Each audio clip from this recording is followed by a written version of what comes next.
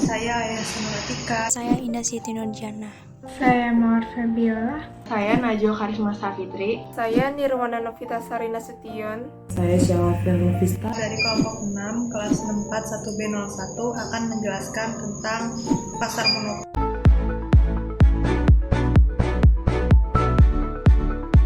Pengertian pasar monopoli. Monopoli berasal dari bahasa Yunani. Mono artinya satu dan polein artinya menjual, yang berarti hanya terdapat satu penjual yang menguasai pasar. Sebagai penentu harga atau price maker, seorang monopolis dapat menaikkan atau mengurangi harga dengan cara menentukan jumlah barang yang akan diproduksi. Semakin sedikit barang yang akan diproduksi, semakin mahal harga barang tersebut. Begitu pula sebaliknya. Walaupun demikian, penjual juga memiliki suatu keterbatasan dalam penetapan harga. Nah, apabila penetapan harga terlalu mahal, maka orang akan menunda pembeli atau berusaha mencari atau membuat barang pengganti, yaitu substitution produk tersebut, atau mencarinya di pasar black market. Walaupun di pasar monopoli penjual tidak memiliki saingan, belum tentu ia memperoleh keuntungan yang besar. Nah, hal ini mungkin saja terjadi bila biaya produksi berada di atas harga pasar, sehingga kurva permintaan yang ada di monopoli sama dengan kurva permintaan yang ada di pasar. Bagi perusahaan monopolis, kurva permintaan marginal lebih rendah dengan harga karena penjual harus menurunkan harga dengan tujuan barangnya dapat terjual. Berikut adalah contoh kurvanya.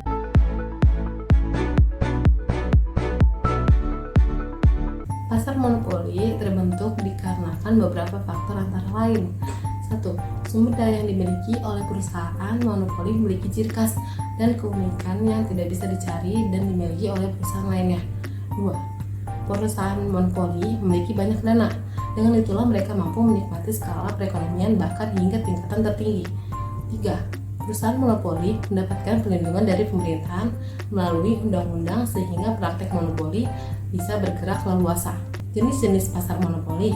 1. Monopoli alamiah. Monopoli ini terjadi karena suatu pihak memiliki keadaan dan situasi alam yang khas dan tidak dimiliki oleh pihak lainnya.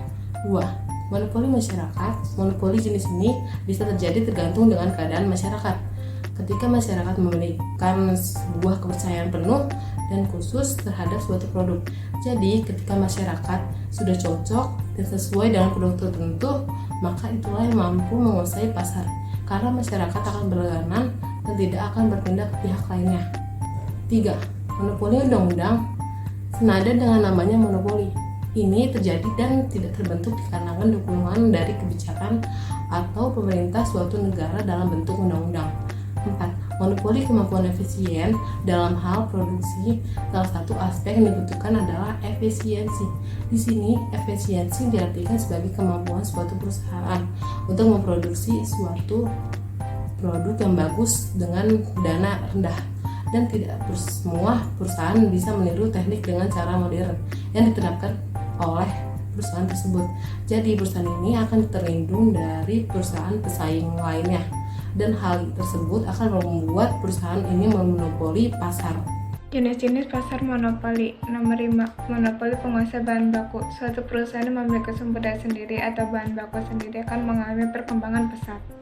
Selain bisa menjadi importir bagi perusahaan lain, perusahaan ini juga bisa memproduksi bahan dana yang lebih murah karena bisa menggunakan bahan baku yang mereka miliki sendiri. Jika perusahaan ini akan sulit disaingi oleh perusahaan lain. Nomor 6. Monopoli penguasa teknologi dan tenaga ahli.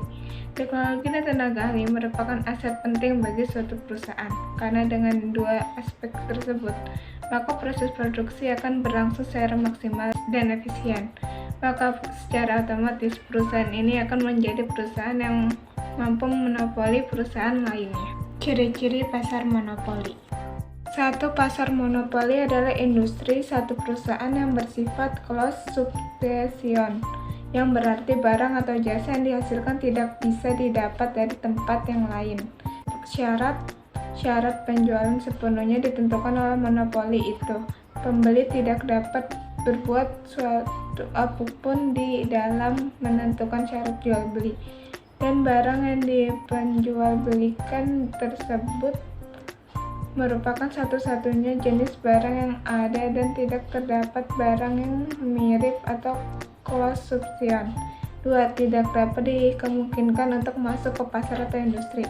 Sifat ini adalah sebab yang utama. Tanpa sifat ini pasar monopoli tidak akan terwujud. Keuntungannya adalah untuk mencegah adanya beberapa perusahaan yang berdiri di dalam industri itu. 3. Dapat mempengaruhi penentuan harga. Karena perusahaan monopoli merupakan satu-satunya penjualan dalam pasar, maka penentuan harga dapat dikuasai atau price setter atau price maker. Nomor 4. Promosi iklan kurang diperlukan. Tak perlu adanya iklan untuk perusahaan monopoli karena ia adalah satu-satunya perusahaan di dalam suatu industri. Dapat juga dikatakan pembuatan iklan hal itu ditunjukkan untuk menarik pembeli dan memelihara hubungan dengan masyarakat. Kelebihan dan kekurangan adanya pasar monopoli. Kelebihan pasar monopoli yaitu 1. Adanya keinginan mempertahankan monopoli dan takut akan tergeser oleh pihak pesaing. Maka akan muncul dengan sendirinya kreativitas dan inovasi dari perusahaan atau pihak yang berkuasa. Hal ini sangat baik karena akan selalu ada sesuatu yang baru dan motivasi untuk jadi lebih baik.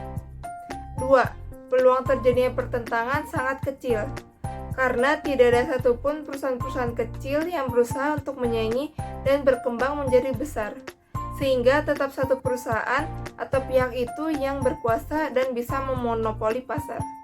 3. Dalam pasar bisa dilakukan penelitian dan pengembangan produk, karena adanya izin dari pihak yang memonopoli pasar kepada pihak yang bersangkutan.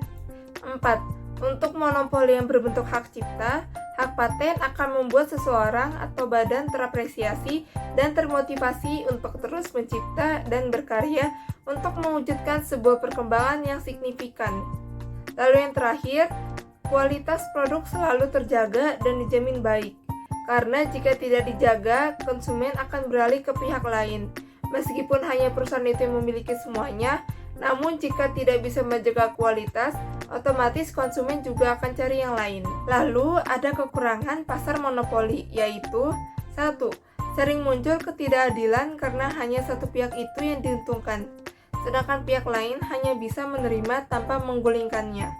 2. Pemborosan sering dilakukan oleh pihak yang memonopoli pasar, karena mereka tidak begitu memperhatikan efisiensi kegiatan produksi yang dilakukannya. Mereka hanya fokus agar produknya laku dan tidak ada pesaing. 3. Konsumen tidak bisa berjuang banyak dan harus menerima semua keputusan dari perusahaan monopoli. Jika harus membayar dengan harga yang tinggi, maka konsumen dengan terpaksa akan menurutinya. Lalu yang terakhir, unsur eksploitasi sangat kental dalam pasar monopoli ini, karena perusahaan besar tersebut bebas melakukan apapun dengan dana dan tenaga yang mereka miliki. Dan tentu saja hal ini akan merugikan semua pihak. Dampak adanya pasar monopoli. Dampak positif, yang pertama, mampu melakukan penelitian dan pengembangan produk. Kedua, dapat meningkatkan daya saing bila monopoli diperoleh karena kemampuan efisiensi. Ketiga, mudah mengontrol kepentingan orang banyak bila monopoli dilakukan negara. Keempat, dapat meningkatkan inovasi atau penemuan baru bila monopoli terbentuk karena pemberian hak cipta dan hak paten. Dampak negatifnya, yang pertama, ketidakadilan karena monopoli memberi keuntungan di atas normal. Kedua, perusahaan lain sulit masuk. Ketiga, timbulnya eksploitasi terhadap barang produksi. Keempat, jumlah dan harga tergantung monopolis. Kelima, mengenakan harga lebih tinggi daripada harga kompetitif. Kebijakan pasar monopoli. Diberikannya undang-undang anti monopoli adalah bertujuan untuk 1. Melindungi pasar, mengaktualkan cita-cita pasar bebas di mana fairness harus dijaga. 2. Melindungi konsumen, melarang praktek bisnis yang curang dan tidak fair. 3. Melindungi perusahaan kecil dan menengah dari praktek monopoli. 4. Diharapkan dengan adanya undang-undang anti monopoli, masyarakat dapat terlindungi serta mendapatkan barang-barang dengan harga yang sesuai. 5. Selain itu, pengusaha kecil dan menengah dapat menjalankan usaha bisnis mereka dengan tenang, tanpa ada kekhawatiran tentang keberlangsungan bisnis mereka. Kesimpulannya, pasar monopoli adalah suatu bentuk pasar di mana hanya terdapat satu perusahaan saja, dan perusahaan ini menghasilkan barang yang tidak mempunyai barang pengganti yang sangat dekat, atau bisa disebut suatu pelaku usaha atau penjual yang menjadi pusat kekuatan ekonomi yang mengakibatkan dikuasainya produksi dan atau pemasaran atas barang dan jasa tertentu sehingga menimbulkan persaingan usaha tidak sehat dan dapat merugikan kepentingan umum. Ciri-ciri pasar monopoli antara lainnya adalah industri satu perusahaan tidak mempunyai barang pengganti yang mirip, tidak terdapat kemungkinan untuk masuk ke dalam industri, dapat mempengaruhi penentuan harga, promosi iklan kurang diperlukan, dan ciri-ciri dan fakta-fakta tersebut dapat disimpulkan bahwa monopoli cenderung dapat memperburuk distribusi pendapatan dalam masyarakat. Sekian penjelasan tentang pasar monopoli dari kelompok 6. Saya ucapkan terima kasih. Wassalamualaikum warahmatullahi wabarakatuh.